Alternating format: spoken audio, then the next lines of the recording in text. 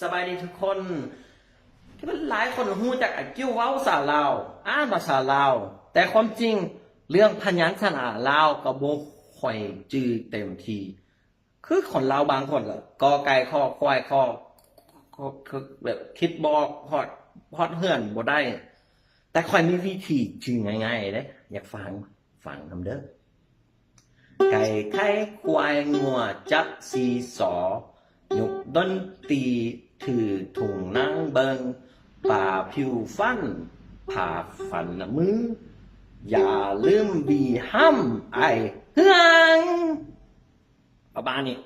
แต่รู้สึกอันบุครบนับแต่26ตัวอาจจะเหลือตัวหนึ่ง2ตัวมีฝ่ายฮู้บอกฝรั่งเดยังเฮียนนำเด้อกดไลค์กดแชร์มื้อหนา